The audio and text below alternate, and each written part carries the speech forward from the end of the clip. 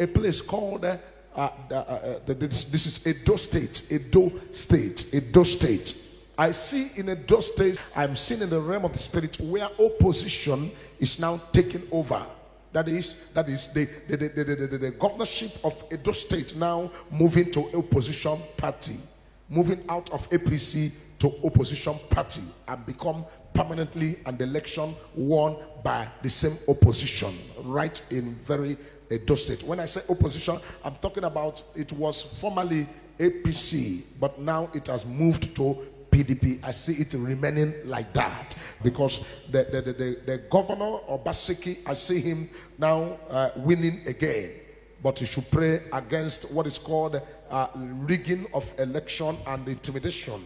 You should pray because this is what I see written spiritually, and when it is written, it is written. When I say the Obaseki winning and retaining and continuing as a governor, but you should pray against rigging. That God will help Obaseki of PDP, having satisfied the requirement of the law in meeting the 25% in two-thirds of the local government area in the state, and having a margin of lead higher than the council votes, is thereby declared the winner and returned elected. Right now, the Lord has opened my eyes to say the election that is coming right there in Ondo State on the 10th of October, being this month that we are in, that's the election has already been won. Then I begin to ask questions. I say, in the realm of the spirit, what is the meaning of this election being won?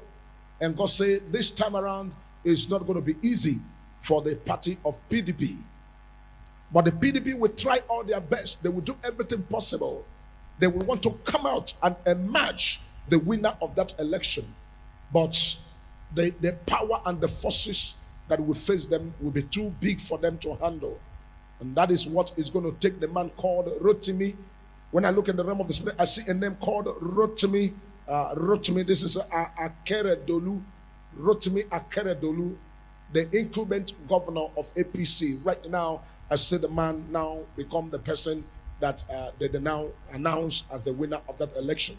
Rotimi Akeredolu of APC secured the highest number of votes among all the 17 contestants.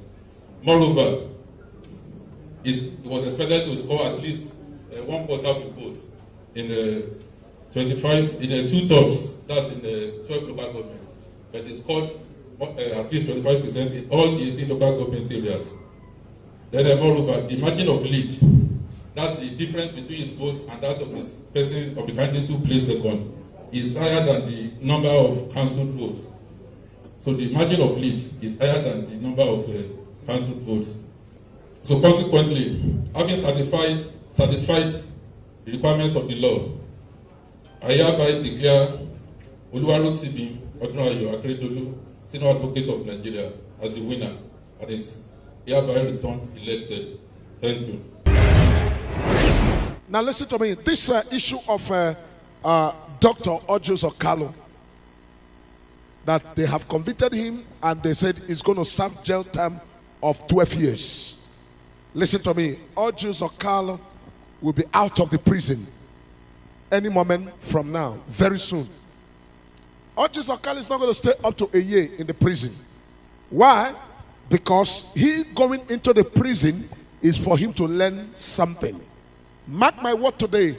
Write down that the prophet has said that Ojus Okalo is not going to stay up to 1 year in the prison. You will hear a news. Very soon they will come up with a news and they will tell you that yes, this thing was error. They have made findings. The money that they talk about or whatever is not right. And the judgment passed on him will be nullified.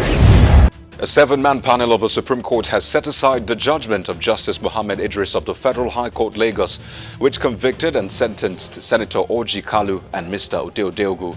In a unanimous verdict of the Apex Court delivered by Justice Ejembi Eko, the court declared the conviction of the appellants as null and void. This very prophecy is for those that knows Nigerian government to go and talk to them. The revelation I saw a revelation where agitators will climb like never ever before in this country. Remember, on the 31st night, I said there's going to, what I saw in the realm of the spirit. I said I saw people, a lot of agitations, a lot of interest about agitation, and so many things. And the way it is in the realm of the spirit is that we are very close to the time of such a high level of agitation like never before. And so the prophecy and the revelation I'm seeing is that if the government do not do the right thing they're supposed to do, I see agitation that overpowers the Nigerian government. I see such, in the realm of the spirit, I see such agitation that overpowered control. Okay, so right now they are marching towards the Onikon area of Lagos. Quite a number of them are down the road to Zumbambadi, marching towards the Onikon area.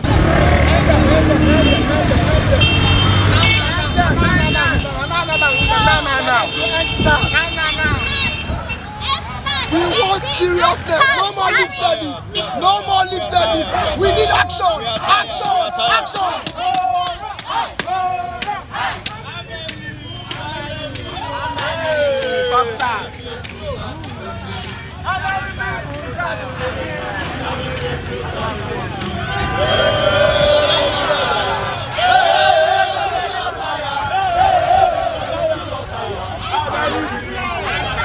We are sick and tired. Our brothers and sisters in diaspora can no longer come home because of the monstrosity, the animalism, and the brutality of the police. We want to say Kabudo Rigetamenta to that. We are calling for total reform of the tactical teams and the entire police. If the Inspector General of Police lacks the mental capability and the intellectual capacity to reform the SARS, we are saying clap, dance they start, and this is the first of its kind, and you all should get ready for what about to happen. I'm not saying revolution, but something close to revolution is about to happen. Pray for Ghana. Last night, the Lord revealed to me, I see in the realm of the spirit that they should pray against what is called fights in Ghana. Fight in Ghana. When I say fight, group fighting group, people fighting people in Ghana.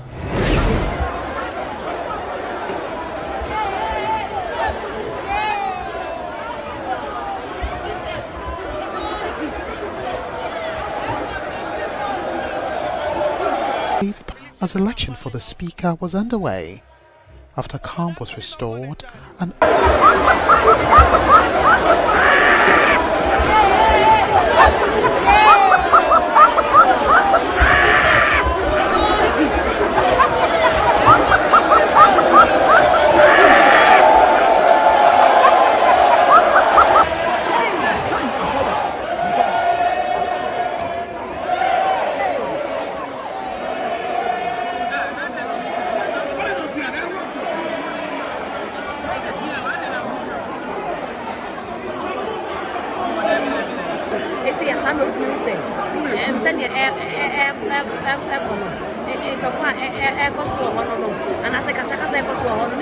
the word of the Lord from above now came down and said, tell it to Nigerian government, the military should please keep back their sword and their bullets.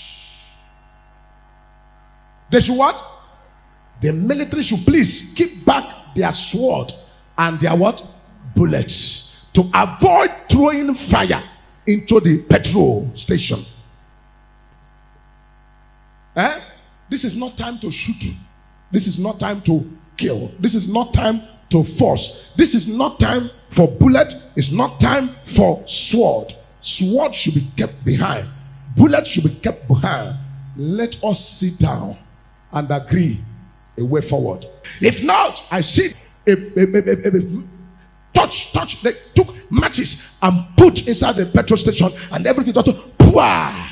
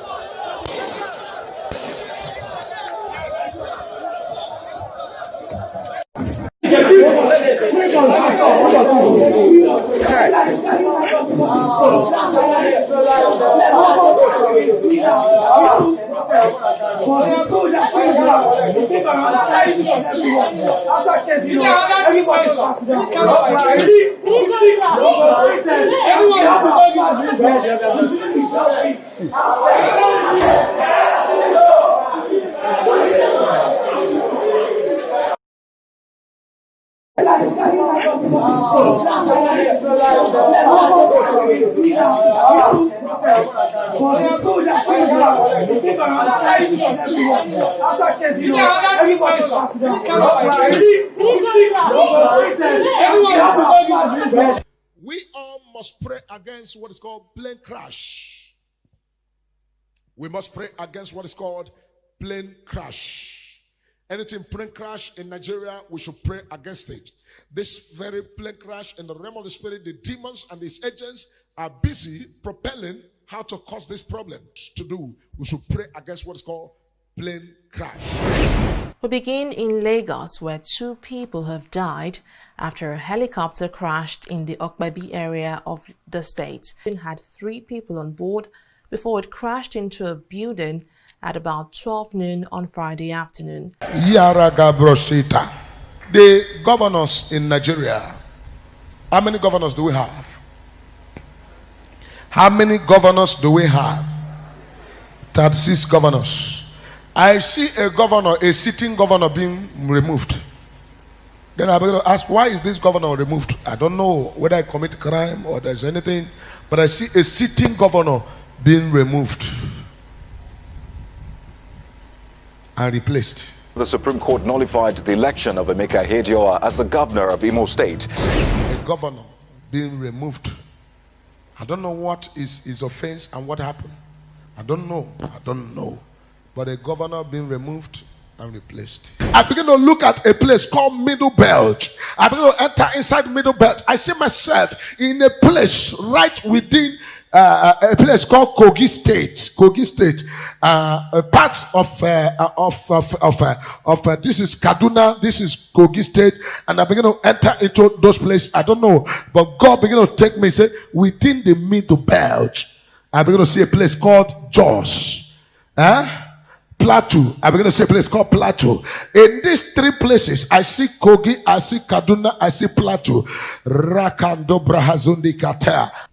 And the Lord say, I'm raising people, I want to use them to make sure I work on this nation so that my will be done in Nigeria.